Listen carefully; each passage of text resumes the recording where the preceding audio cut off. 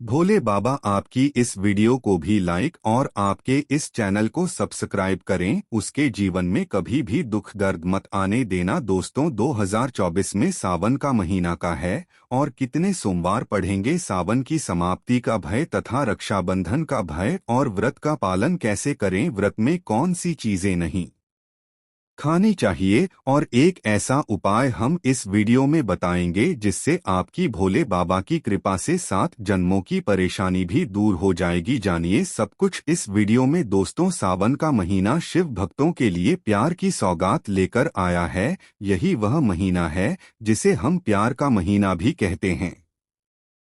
पक्षियों की चहचहाहट मधुर संगीत में बदल जाती है। वर्षा ऋतु का आगमन होता है। प्रकृति जगमग्न हो जाती है, खूबसूरत शब्दों में आपस में बातें करती है। साथ ही साथ भगवान शिव जी के भक्त बड़े जोरों शोरों के साथ सावन के महीने का बड़ी ही बेसब्री से इंतजार करते हैं। सावन में भगवान शिव जी धरती पर आकर अपने हर भक्त के घर में वास करते हैं और उनकी सच्ची भक्ति से धन धान्य करते हैं। सावन का हर एक दिन बहुत ही शुभ माना जाता है। हर दिन पवित्र होता है। हर दिन भगवान शिवजी की पूजा की जाती है। लेकिन सोमवार के व्रत की बात ही कुछ और होती है। पवित्र और शुभ दिन होता है सोमवार का दिन। इस दिन व्रतधारी व्रत रखकर संपूर्ण फलों की प्राप्ति करते हैं और अगले दिन सावन के पवित्र महीने में फिर से सोमवार के व्रत के आने की कामना करते हैं, ताकि सावन में हम व्रत का फिर से संपूर्ण पालन और फल प्राप्त कर सकें। दोस्तों, आपको बता दें, इस बार सावन का महीना 2024 में 22 जुलाई सोमवार के दिन पड़ेगा। सावन की समाप्ति होगी 19 अगस्त के दिन और सावन के आखिरी सोमवार के दिन 19 अगस्त यानी सोमवार के दिन ही रक्षाबंधन का त्योहार भी मनाया जाएगा। दोस्तों, आप जानते हैं सावन के इस पवित्र महीने में कितने सोमवार पढ़ेंगे और आपको कितने व्रत रखने हैं, आइए जानते हैं। सावन मास का पहला दिन 22 जुलाई दिन सोमवार है। पहले ही दिन सावन में सोमवार पढ़ने से 4 चांद लग गए हैं। सावन का दूसरा सोमवार व्रत 29 जुलाई दिन सोमवार है। तीसरा सोमवार व्रत 5 अगस्त। सावन का पवित्र चौथा व्रत 12 अगस्त के दिन पड़ेगा और 19 अगस्त को 5वां सोमवार है। दोस्तों, ऐसे में कुल मिलाकर 5 सोमवार पड़ेंगे और अंत में 19 अगस्त यानी सोमवार के दिन सावन समाप्त हो जाएंगे। दोस्तों, ऐसे में हम जानते हैं सावन के पवित्र महीने में कौन सी गलती नहीं करनी चाहिए जिससे कि भगवान शिव जी नाराज न हो। और सावन व्रत में यह फल तो कभी मत खाना, नहीं तो भगवान भोले बाबा आपसे क्रोधित हो सकते हैं, आपका व्रत टूट सकता है। आइए जानते हैं कुछ ऐसी सावधानियां जिसे भूलकर भी नहीं करना चाहिए। दोस्तों, नंबर 1, शास्त्रों में कहा गया है कि व्रतधारी को उधार मांगकर फल आदि नहीं खाने चाहिए। इससे पाप लगता है और व्रत अधूरा रह जाता है। सोमवार का व्रत हो या कोई भी व्रत क्यों ना हो, पड़ोसियों से मांग कर भी व्रत आदि में फल वगैरह नहीं खाने चाहिए। व्रत में उधार मांगकर खाने से व्यक्ति का व्रत झूठा हो जाता है। ईश्वर की शरण में आने पर व्यक्ति को झूठ नहीं बोलना चाहिए, कर्ज नहीं लेना चाहिए, चुगली आदि नहीं करनी चाहिए, उधार मांगकर भी नहीं खाना चाहिए। अगर आपको कोई अपनी मर्जी से खाने के लिए व्रत में कुछ देता है तो उसे आप खा सकते हैं, लेकिन व्रत में कम से कम उधार मांगकर फल आदि नहीं खाना चाहिए। इससे पाप लगता है और व्यक्ति की पवित्रता भंग हो जाती है। दोस्तों, नंबर 2, सोमवार का व्रत हो या सावन का व्रत, आपको नाशपाती नहीं खाना चाहिए। दरअसल इस फल का नाम नाश यानी नाश करने वाला होता है, इसीलिए इस फल को व्रत में नहीं खाना चाहिए। व्रत आदि को छोड़कर किसी और दिन आप कभी भी खा सकते हैं, लेकिन अगर जिस दिन आपका व्रत हो उस दिन नाशपाती का सेवन नहीं करना चाहिए। भगवान को भी नाशपाती नहीं चढ़ना चाहिए। दोस्तों, नंबर 3, कुट्टू का आटा खाने से भी आपका व्रत टूट सकता है। आपको बता दें, लंबे समय से रखा हुआ आटा आपका व्रत भंग कर सकता है। दरअसल पुराने आटे में घोल आदि कीड़े वगैरह पड़ जाते हैं। जो ठीक तरह से दिखाई भी नहीं देते। ऐसा आटा खाने पर दरअसल आप मांस का सेवन करते हैं और व्रत में कीड़े खाना घोर पाप के बराबर माना गया है और आपका व्रत भी भंग हो जाता है। व्रत में ताजा आटा खाना चाहिए। लंबे समय से रखे हुए आटे में कीड़े पड़ जाते हैं, ऐसा कभी न करें। व्रत हमेशा शुद्धता में ही रखना चाहिए। सावन का महीना बड़ा ही पवित्र महीना माना गया है, इसीलिए यह 5 चीजें भगवान शंकर के पास कभी न रखें। तो चलिए जानते हैं। दोस्तों, नंबर 1, जहां रखा हो शिवलिंग या महादेव की कोई भी प्रतिमा तो वहां पर भूलकर भी चप्पल जूते लेकर नहीं जाना चाहिए। जरा सोचिए, जब आपके कमरे में कोई चप्पल लेकर प्रवेश करता है तो आपको कितना क्रोध आता है। इसी कारण महादेव भी आपसे नाराज हो जाते हैं और आपको मिलने वाला फल नष्ट हो जाता है।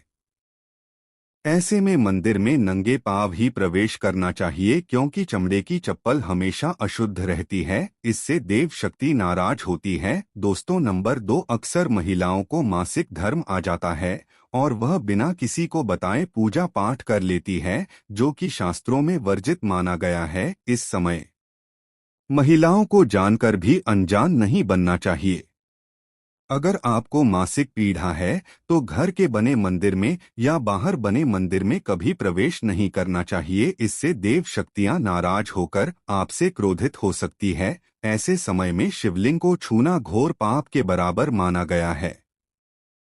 जरा सोचिए, ऐसी अवस्था में जब महिला को बुरा लगता है तो ईश्वर को कितना बुरा लगेगा। इसीलिए महिलाओं को ऐसी अवस्था में मंदिर यात्रा, घर में पूजा पाठ, भगवान की प्रतिमा को छूना या तुलसी में पानी भी नहीं डालना चाहिए। तुलसी का पौधा भी सूख जाता है। जब देव शक्तियां नाराज होती है तो लाजमी है कि घर में कंगाली और गरीबी, लड़ाई झगड़े होने लगते हैं। ऐसा कभी मत करना। दोस्तों, नंबर 3, शास्त्रों में बताया गया है कि जहां होता है शिवलिंग तो वहां पर सभी शक्तियां सक्रिय रहती है। अगर घर में होता है शिवलिंग तो वह व्यक्ति महादेव की कृपा सदैव पा लेता है। वास्तु शास्त्र के अनुसार शिव लिंग से हर वक्त ऊर्जा का संचार होता रहता है। इसीलिए शिवलिंग पर जल धारा हमेशा होनी चाहिए, जो ऊर्जा को शांत रखता है। कुछ लोग अपने घर में शिवलिंग तो रख लेते हैं, लेकिन वह 1 हफ्ते के बाद जल चढ़ाते हैं, जो कि बिल्कुल भी अच्छा नहीं माना जाता। अगर आप जल नहीं चढ़ा सकते तो आप अपने घर में शिवलिंग स्थापित कभी ना करें, जो कि गरुड़ पुराण में बताया गया है। इससे उल्टा घर में विनाश होता है।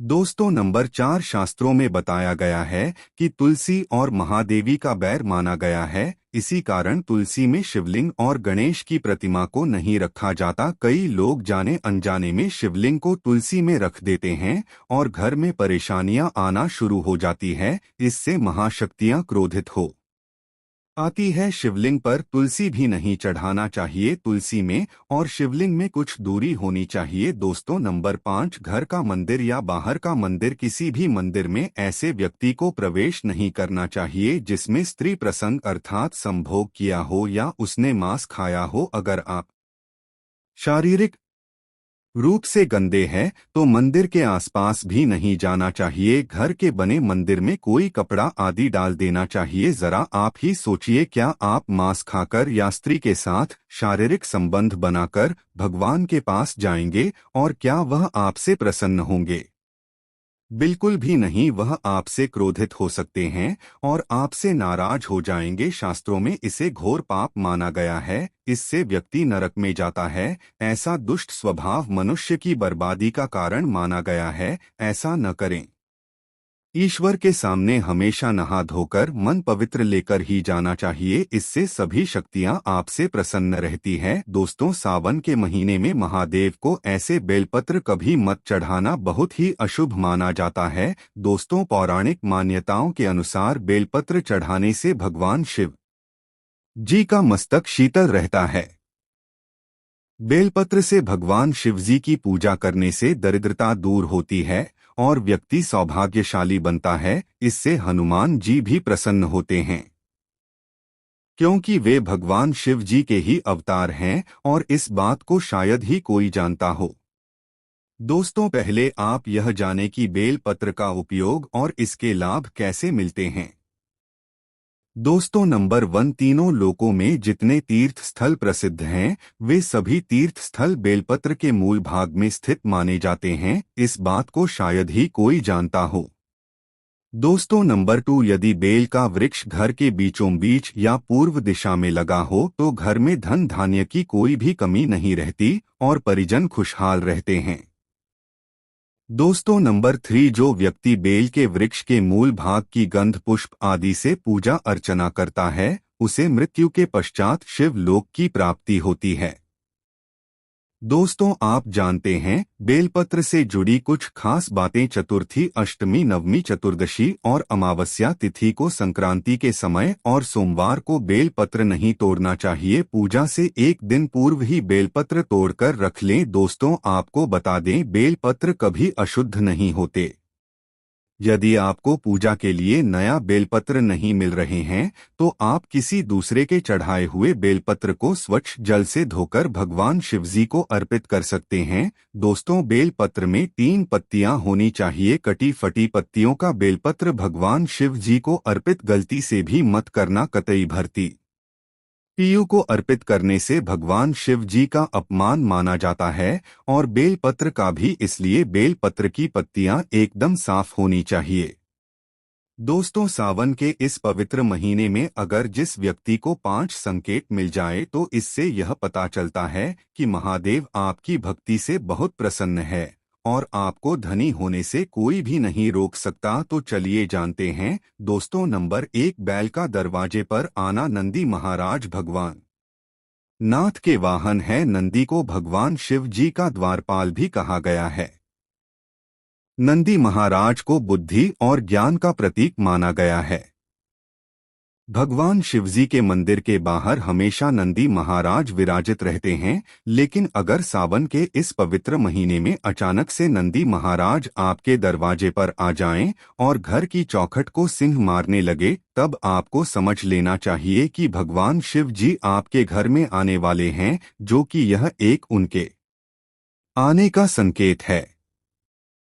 भगवान शिव जी आपकी भक्ति से बहुत प्रसन्न हैं और आपके घर में खुशियां आने वाली है। आपको धनी होने से कोई नहीं रोक सकता, लेकिन याद रहे, नंदी महाराज को तिलक लगाकर मीठा भोग जरूर खिलाएं। दोस्तों, नंबर 2, सावन के पवित्र महीने में अचानक से आपके सपनों में अगर शिवलिंग दिखाई दे जाए था, हाथ भगवान शिव जी दिखाई दे जाए, तो इसे आपको यह समझना चाहिए कि अब आपके जीवन से परेशानियों का अंत जल्दी हो जाएगा। भगवान शिव जी आपकी सच्ची आराधना भक्ति से बहुत खुश है और वह आपके घर में आने वाले हैं। ऐसे में याद रहे, भगवान शिव जी की भक्ति में कोई भी कमी नहीं आनी चाहिए। घर को गंदा मत रखना, क्योंकि आपके घर में भगवान शिव जी आने वाले हैं। दोस्तों, नंबर 3, शास्त्रों के अनुसार माना गया है कि नीलकंठ भगवान शिव जी का प्रतीक है। अगर आपके घर में सावन के महीने में नीलकंठ छत पर आकर बैठ जाए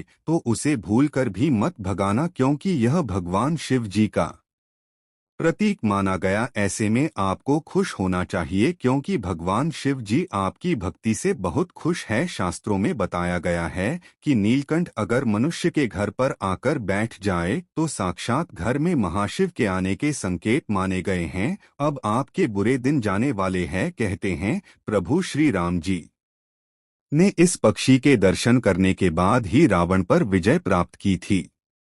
दोस्तों, नंबर 4, सावन के पवित्र महीने में अचानक से घर में काला सांप निकल आए तो बहुत ही शुभ माना गया है। इसे बिल्कुल भी ना मारे, भगवान शिव जी के आने का संकेत है। जिनकी भक्ति से महादेवी प्रसन्न होते हैं, तब महादेव किसी खास अवसर पर ही अपने दर्शन देते हैं। का महीना बहुत ही पवित्र महीना माना गया है। यही वह महीना है जिसमें भगवान शिव जी धरती पर आते हैं और उसी घर में अपना आवास बना लेते हैं। जो सच्चा भक्त होता हो, सपनों में किसी मंदिर में नाग नागिन का जोड़ा देखना बहुत ही शुभ माना गया है। यह घर में भगवान शिव जी के आने के संकेत हैं। अब आपको खुश होने की जरूरत है। दोस्तों नंबर 5, सावन के शुभ अवसर पर सोमवार के दिन डमरू की आवाज, घंटियों की आवाज सुनाई दे जाए तो यह अत्यंत शुभ माना गया है। इसका अर्थ यह है कि भगवान शिव जी आपसे प्रसन्न है और जल्दी आपके घर और जीवन में प्रवेश करने वाले हैं, जिससे आपका आर्थिक संकट दूर होकर जीवन में सुख समृद्धि आने वाली है।